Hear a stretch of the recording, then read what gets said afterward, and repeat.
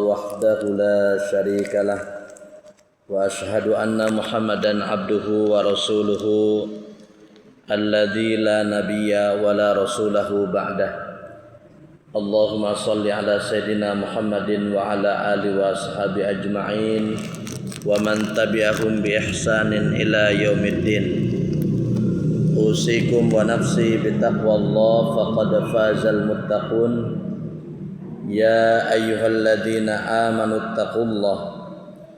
اتقوا الله حق تقاته ولا تموتن إلا وأنتم مسلمون وقال رسول الله صلى الله عليه وسلم إن الله لا يستجيب دعاء من قلب غافل لاهٍ.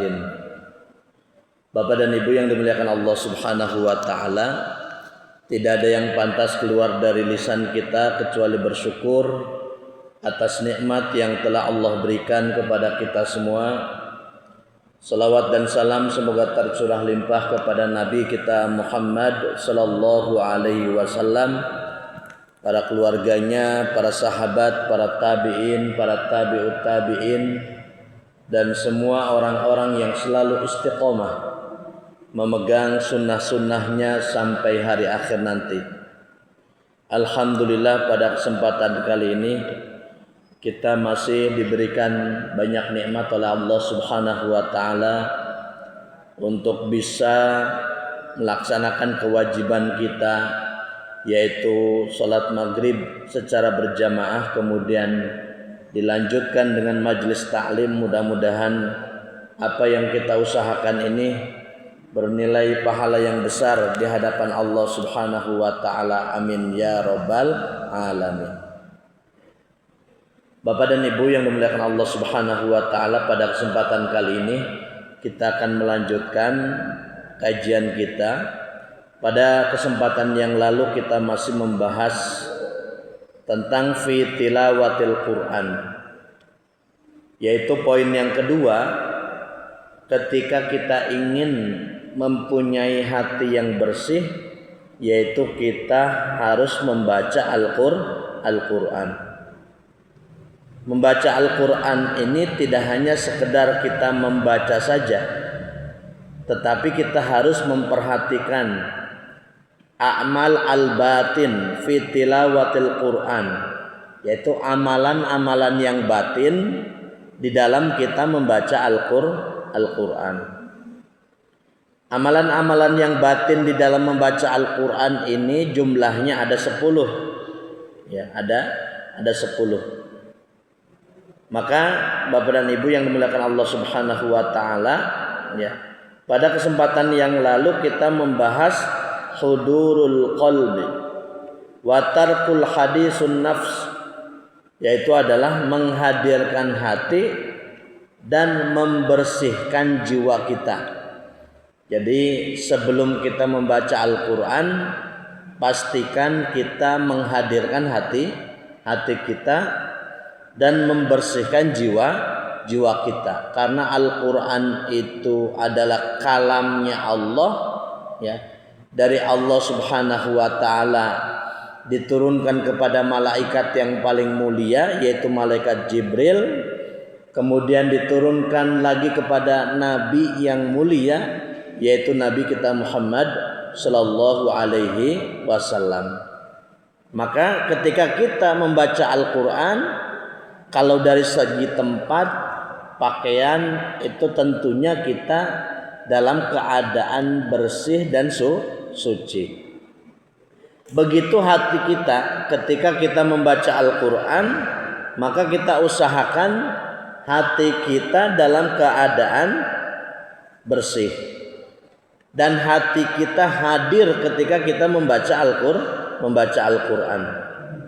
Maka di sini, sebagaimana di dalam Al-Quran surat Maryam ayat yang ke-13, Allah Subhanahu wa taala menyebutkan, ya Yahya khudhil kitaba biquwah, wahai Yahya, ambillah kitab dengan kuat. Maksudnya adalah bacalah kitab itu dengan serius dan sungguh-sungguh. Maka ketika kita membaca Al-Quran juga sama. maka kita bacalah Al-Quran dengan serius dan juga dengan sungguh-sungguh. Nah, di antaranya para ulama menyebutkan, ya, wa kana ba'du salaf idza qara'a ayatin lam yakun qalbuhu fiha a'adaha thaniyah. Para ulama salaf dulu ketika mereka membaca Al-Quran, apabila mereka membaca Al-Quran satu ayat kemudian tidak terasa apapun di dalam hati mereka, ya, tidak menambah keimanan, tidak ada menambah keimanan, tidak ada bergetar hatinya, maka para ulama salaf dulu mengulangi membacanya, kemudian diulangi kembali sampai apa? Sampai ada rasa yang bergetar atau menambah keimanannya kepada Allah Subhanahu wa taala, ya. Begitulah para ulama di zaman terdahulu ketika apa? Ketika mereka membaca Al-Quran. Dan kalau kita melihat para ulama, Bapak dan Ibu yang dimuliakan Allah Subhanahu wa taala, ya. Poin selanjutnya yaitu tentang at-tadabbur, bahwasanya Al-Quran itu harus ditadaburi, bukan hanya sekedar dibaca, ya, tetapi juga harus ditadaburi, ya.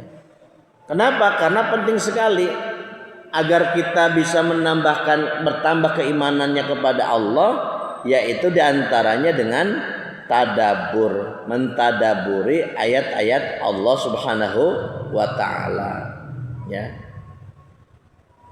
Di antaranya para ulama ketika mereka mentadaburi ayat-ayat Al-Quran, kalau kita lihat riwayat-riwayat para ulama, riwayat-riwayat hadis, ya, bagaimana dari zaman Rasulullah Shallallahu Alaihi Wasallam, para sahabat, ya, bahkan Rasulullah Shallallahu Alaihi Wasallam, para sahabat, para tabiin, tabiut tabiin, mereka itu adalah orang-orang yang perhatian sekali terhadap urusan Al-Quran. Contoh diantaranya dalam satu hadis yang diriwayatkan oleh Imam Bukhari dan Imam Muslim. Pada suatu saat Rasulullah Shallallahu Alaihi Wasallam datang kepada seorang sahabat yang bernama Abdullah ibnu Mas'ud. Abdullah ibnu Mas'ud ini adalah sahabat Rasulullah. Kalau dalam sejarah itu secara perawakan atau secara badannya kecil, Abdullah ibnu Mas'ud. Kemudian betisnya juga kecil, badannya pendek. Itu perawakan Abdullah ibnu Mas'ud. Pada suatu saat Abdullah ibnu Mas'ud, ya, terlihat betisnya oleh para sahabat yang lain. Kemudian ada beberapa di antara mereka yang tertawa, tersenyum melihat betisnya atau kecilnya betisnya Abdullah ibnu Mas'ud.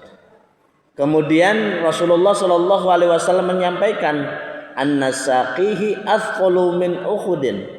Para sahabat, apakah kalian mengetahui betisnya Abdullah ibnu Mas'ud itu kalau ditimbang dengan gunung Uhud itu lebih berat betisnya Abdullah ibnu Mas'ud. Jadi meskipun badannya kecil, ya, betisnya kecil, tetapi kalau betisnya itu ditimbang dengan gunung Uhud, maka lebih berat betisnya Abdullah ibnu Mas'ud. Maksudnya apa? Maksudnya Abdullah ibnu Mas'ud itu meskipun badan kecil, tapi dia itu punya keutamaan yang sangat besar. Di antaranya dia adalah ahlul Quran, ahli Quran. Rasulullah senang sekali kalau dengar bacaannya Abdullah ibnu Mas'ud. Ya, Rasulullah senang kalau Abdullah ibnu Mas'ud membaca Al-Quran. Jadi meskipun betisnya kecil, badannya kecil, tetapi, ya, dia mempunyai keutamaan yaitu ahli Quran, ya, ahli tafsir. Itu Abdullah ibnu Mas'ud. Jadi meskipun para sahabat itu meskipun badan kecil, betis kecil, tapi ketika jihad memerangi orang-orang kafir, ya, kafir Quraisy, mereka berada di paling depan, Pak. Meskipun badannya kecil. Begitulah para sahabat Nabi kita Muhammad sallallahu alaihi wasallam. Jadi Rasulullah sallallahu alaihi wasallam datang kepada Abdullah ibnu Mas'ud. Iqra alayyal Qur'an. Kata Rasulullah, Abdullah ibnu Mas'ud, bacakan Al-Qur'an kepadaku. Kemudian kata Abdullah ibnu Mas'ud, ya Rasulullah, aqra'u alaika wa alaika unzil. Wahai Rasulullah, aku membacakan Al-Qur'an kepadamu di hadapanmu, padahal Al-Qur'an itu turun kepadamu wahai Rasul. Jadi Abdullah ibnu Mas'ud mengatakan, bagaimana aku bisa baca Al-Qur'an di depan Nabi kita Muhammad sallallahu alaihi wasallam, yang mana Rasulullah sallallahu alaihi wasallam menerima Al-Qur'an. Apa kata Rasulullah? Inni uhibbu an asma'ahu min ghairi. Kata Rasulullah, aku senang, ya, mendengarkan bacaan Al-Qur'an dari selainku. Ya. Coba bayangkan Nabi Muhammad, ya, Nabi Muhammad saja senang dengerin bacaan Al-Qur'an dari selain dirinya. Ya. Ini menunjukkan apa? Menunjukkan bahwasannya, ya, kita, ya, disunahkan untuk dengerin bacaan-bacaan orang lain, Pak. Ya, bacaan-bacaan Al-Qur'an yang lainnya dari diri kita sendiri. Kan kalau kita baca Quran sepertinya semuanya benar semua, Pak, ya. Kalau kita baca Quran, pokoknya dari juz 1 sampai juz 30 sepertinya kalau kita baca Quran, ya, bacaan kita benar semua. Di antaranya untuk mengoreksi bacaan kita adalah mendengarkan bacaan orang lain, ya. Jadi di Quran itu kan jadi ada aturan-aturan bagaimana kita membaca Al-Qur'an. Belum ada kita tajwidnya, ya. Kita belajar tajwid, ya. Kemudian kita belajar makhorijul hurufnya. Itu juga merupakan sangat penting sekali, ya. Kita belajar tajwid untuk apa? Untuk memperbaiki apa? Memperbaiki bacaan Al-Qur'an kita. Nun mati dan tanwin, idhar, iqlab, mad, dan yang lainnya. Itu pelajaran zaman dulu, Pak, ya. Pelajaran zaman dulu mungkin Bapak Ibu ketika masih belajar di bangku sekolah. Ya. Jadi Bapak dan Ibu yang dimuliakan Allah Subhanahu wa taala, ya. Kalau kita belajar tajwid, ya, belajar bacaan Al-Qur'an itu bertahap, ya, bertahap. Kita belajar tajwid dari buku-buku yang kecil-kecil, ya.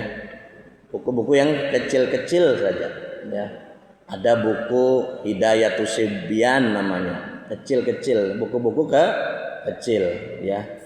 Kemudian ada Matan Jazari atau mungkin seterusnya, masih banyak lagi, ya, masih banyak lagi, ya. Nah, Bapak dan Ibu yang dimuliakan Allah Subhanahu wa taala, kata Rasulullah, aku senang, ya, aku cinta mendengarkan bacaan dari selainku, ya. Mungkin kita di rumah Bapak Ibu punya murotal, maka di setel murotalnya dengerin bacaan masyayikh atau syekh-syekh yang ada di murotal, ya. Jadi mungkin jangan full dangdut, Pak, ya. Atau nyanyian. Cobalah mungkin sehari 1 jam dengerin bacaan Al-Qur'an, gitu, ya. Misalkan sore kita setel murotal, kita dengerin, gitu, ya.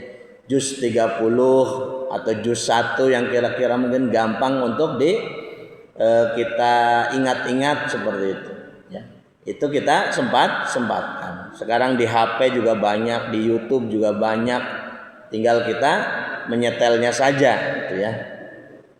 Nah, dengan itu kita mengikuti sunnah Rasulullah Shallallahu Alaihi Wasallam. Kata Rasulullah, aku senang mendengarkan bacaan dari selain diriku.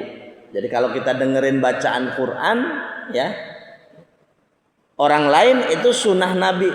Begitu juga Nabi mendengarkan bacaan Abdullah ibnu Mas'ud ya. Atau mungkin bapak ibu sama istrinya gantian Pak ya. Gantian. Ibu baca, bapak dengerin. Bapak baca, ibu dengerin seperti itu. Ya, jadi bergantian. Sehingga apa? Kita bisa mendapatkan pahalanya. Atau di rumah kumpul keluarga, gantian baca Quran, muter itu boleh. Misalkan setiap minggu 1 kali kumpul keluarga, ya anak, istri, cucu, ya menantu, ya kumpul bareng keliling gantian baca Quran. Ya setiap orang 10 ayat. Mudah-mudahan dengan itu ada keberkahan di rumah kita. Ya. Sebagaimana Rasulullah Shallallahu Alaihi Wasallam menyebutkan, ya Rasulullah menyebutkan, ya ma min baitin yuqra'u fi suratal Baqarah illa kharaja lahu syaiton wa lahu durrat. Kata Rasulullah, tidaklah ada satu rumah yang mana di rumah tersebut dibacakan, penghuninya terbiasa membaca surat Al-Baqarah. Illa kharaja lahu syaiton, tidaklah setan tidak betah di rumahnya, kemudian dia akan kharaja itu kabur, ya keluar dari rumahnya.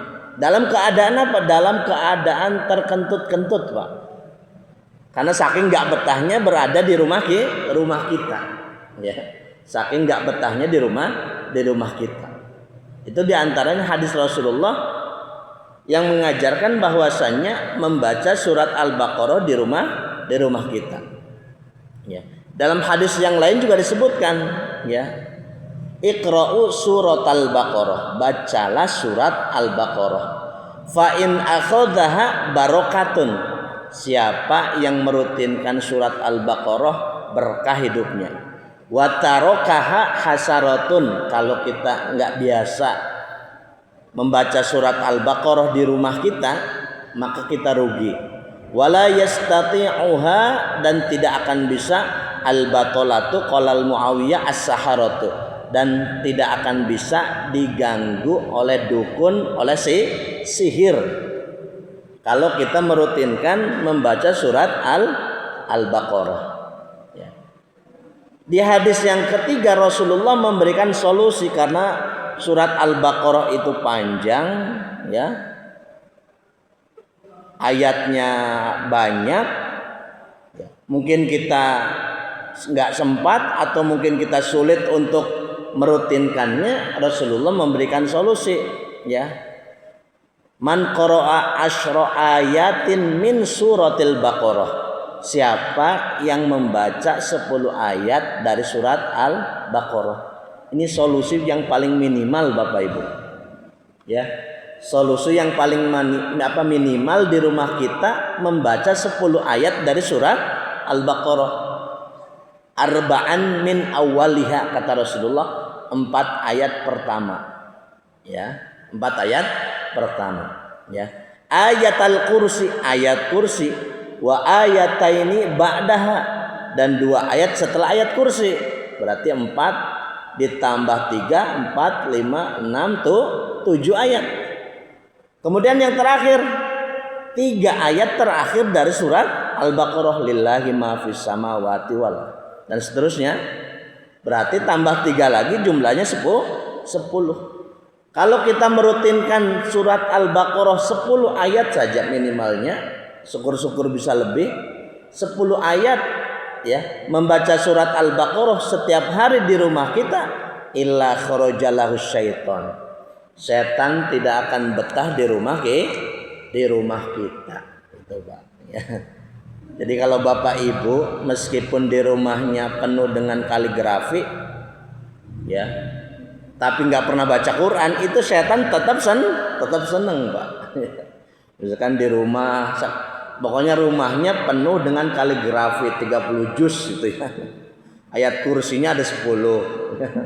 Depan pintu, jendela, setiap jendela ada ayat kursi. Ya. Penuh rumahnya dengan bacaan-bacaan Al-Quran atau kaligrafi ayat-ayat Al-Quran. Tapi penghuninya tidak baca Quran, maka setan tetap senang dan betah di rumah bapak dan ibu. Jadi intinya bukan masalah kaligrafinya, intinya adalah orang yang menghuni rumah tersebut membaca Al-Quran atau tidak. Meskipun di rumah kita bersih, tidak ada ayat Al-Quran satu ayat pun, ya Pak, tidak ada ayat Al-Quran satu ayat pun, tapi penghuninya setiap hari baca Quran, maka setan tidak akan betah di rumah kita. Ya, setan tidak akan betah di rumah kita. Mereka panas Pak, kemudian keluar, tidak akan betah di rumah kita. Itu diantaranya dengan minimalnya membaca surat Al-Baqarah, yaitu 10 ayat. Ya, saya yakin Bapak dan Ibu insya Allah bisa 10 ayat. Kalau misalkan nggak bisa, ya itu namanya M Pak ya. M apa Pak? Males.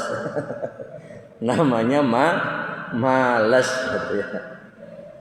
Jadi kalau kita nggak bisa merutinkan membaca 10 ayat saja surat Al-Baqarah di rumah kita, makanya berarti itu malas ya. Kita malas membaca Al-Quran. Memang harus dipaksakan ya. Jadi Bapak dan Ibu yang dimuliakan Allah Subhanahu wa taala, jadi tadi bahwasannya ya, Rasulullah Shallallahu alaihi wasallam tadi menyebutkan, aku senang sekali mendengarkan bacaan Al-Quran dari selainku. Faqara'tu alaihi suratan Nisa. Kemudian aku membaca surat An-Nisa. Jadi Abdullah ibnu Mas'ud kemudian membaca surat An-Nisa. Ya. Kemudian hatta idza hadhil ayah, sampai kepada ayat ini, di ayat yang ke-42. Jadi Abdullah ibnu Mas'ud itu membaca dari ayat pertama sampai ayat yang ke-42. Ketika sampai di ayat yang ke-42 ya, sampai di satu ayat, fa kaifa idza ji'na min kulli ummatin bisyahidi wa ji'na bika ala haula'i syahida. Di ayat yang ke-42 itu disebutkan, fa kaifa idza ji'na min kulli ummatin, bagaimana jika kami mendatangkan kepada setiap umat sebagai saksi ya. Nanti setiap umat itu kan ada saksinya masing-masing ya. Di antaranya adalah para nabi ya. Mereka akan menjadi menjadi saksi bahwasanya mereka itu adalah umat Nabi kita Muhammad Shallallahu alaihi wasallam, karena kita umat Nabi.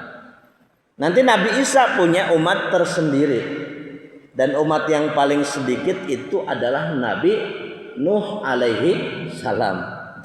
Jadi Nabi Nuh itu dakwahnya paling lama Pak, mengikutnya paling sedikit.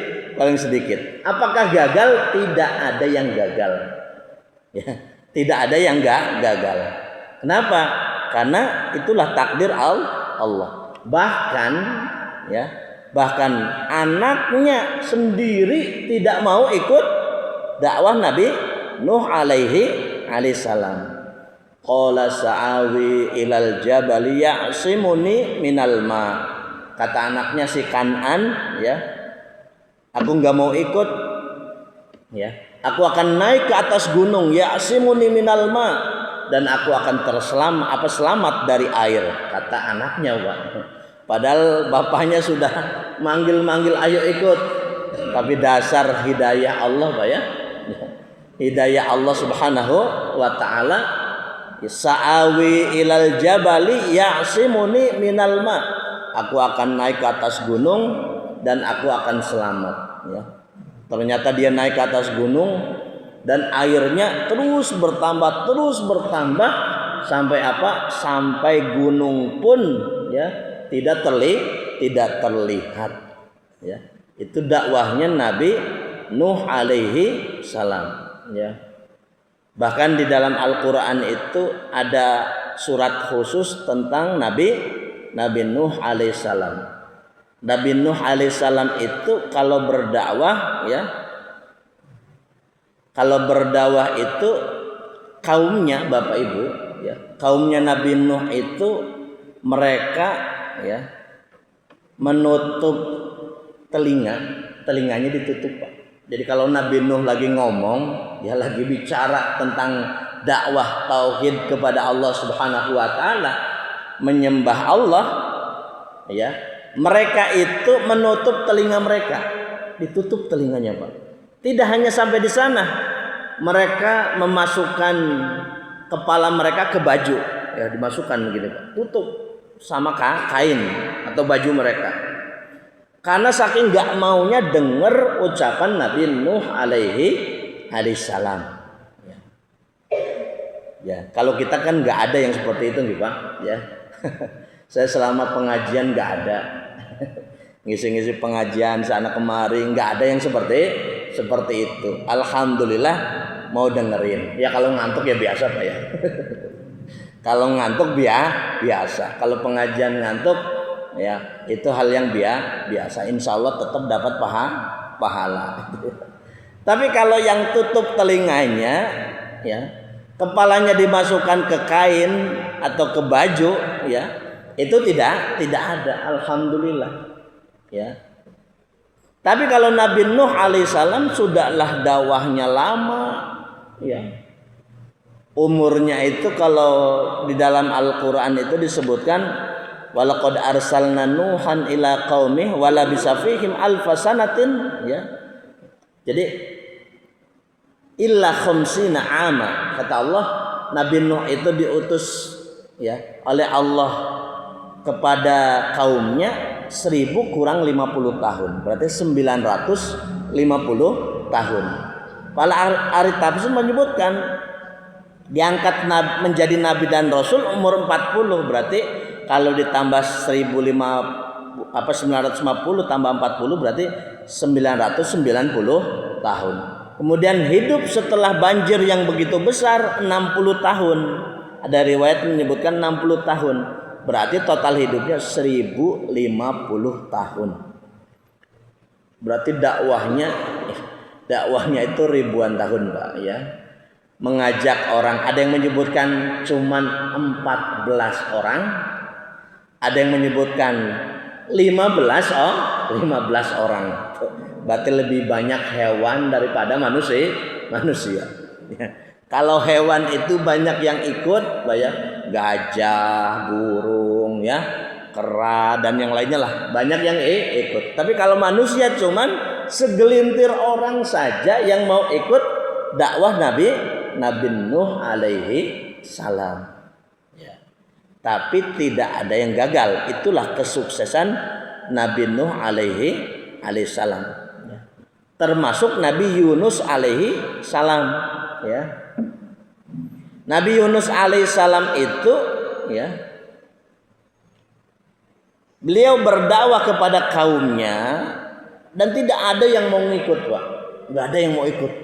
Sampai Nabi Yunus mungkin putus asa, Pak, ya. Sampai Nabi Yunus putus asa. Ini orang susah banget disuruh menyembah Allah, ya. Maunya menyembah patung, ya. Singkat cerita Nabi Yunus meninggalkan kaumnya. Kemudian ditegurlah oleh Allah Subhanahu wa taala. Terjadilah Nabi Yunus harus menyemplungkan diri ke dalam lautan yang begitu dalam. Dimakanlah oleh ikan yang begitu besar, ya.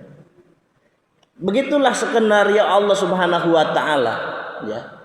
Dimakan, ya, di kegelapan malam, kegelapan perut ikan dan kegelapan dasar lautan. Sehingga cerita dimuntahkan lagi ke pinggir pantai. Diingatkanlah Nabi Yunus kemudian ya sadar bahwasanya tidak boleh meninggalkan kaumnya. Bapak Ibu tahu ketika Nabi Yunus kembali kepada kaumnya itu sudah ada 10.000 orang yang beriman kepada Allah.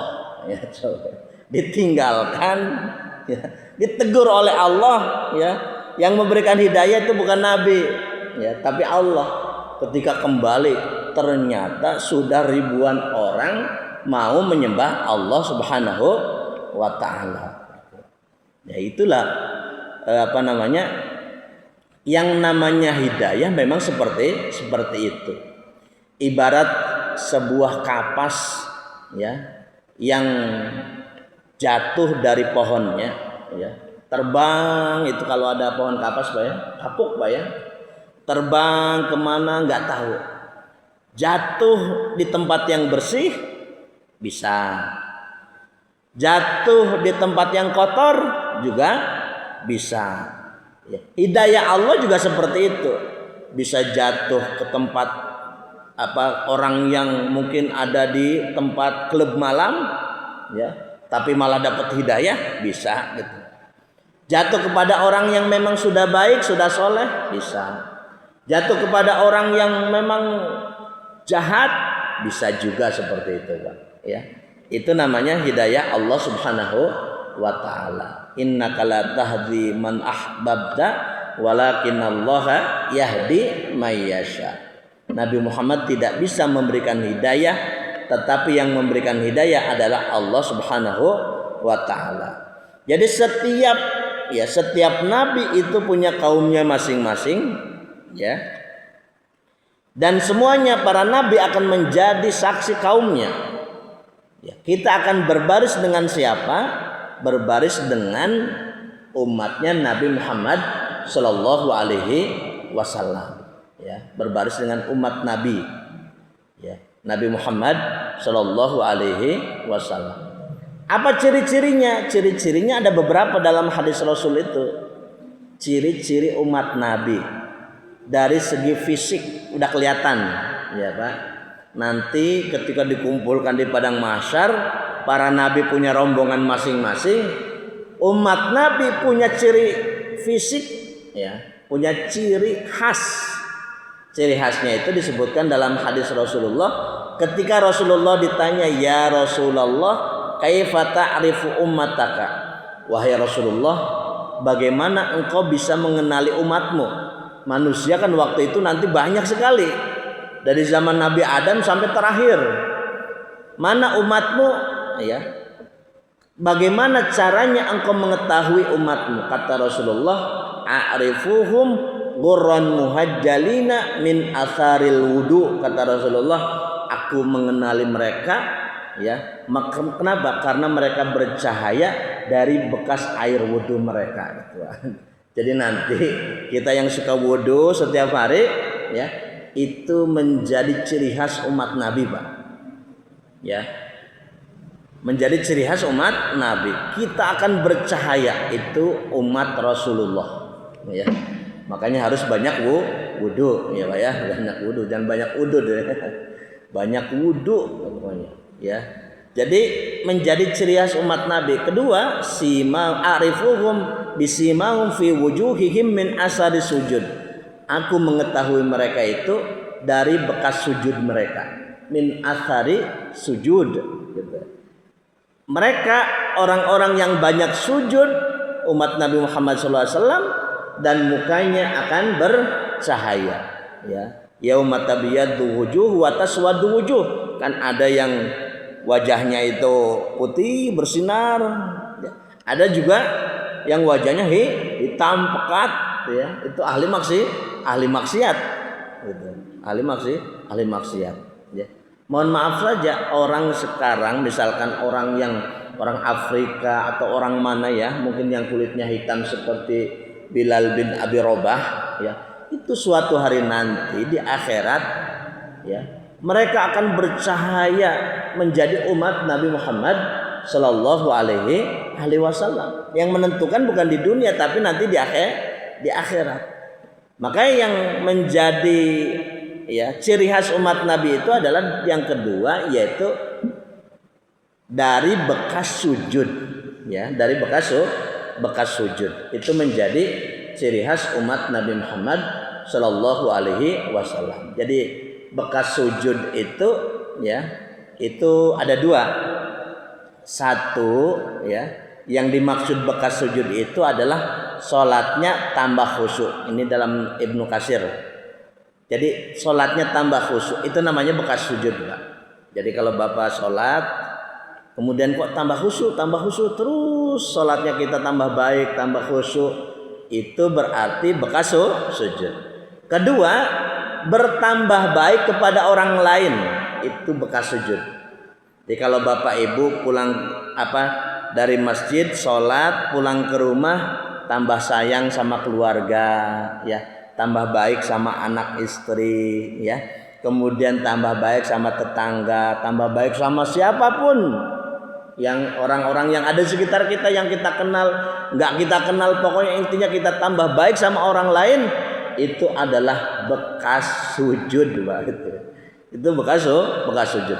Tapi kalau kita sholat kok tambah jelek ke orang, gitu, Pak, ya, kita tambah gibah orang, tambah fitnah orang, dolim ke orang, lihat orang kok nggak senang, kita merasa paling yang benar sendiri, ya, kita merasa paling ahli surga sendiri, yang lain semuanya sesat, ahli neraka, seperti itu. Berarti itu ada masalah sholatnya, karena dia tidak mendapatkan bekas sujud, ya, bekas sujud, ya. Jadi kalau Bapak Ibu, ya, punya bekas sujud dua ini.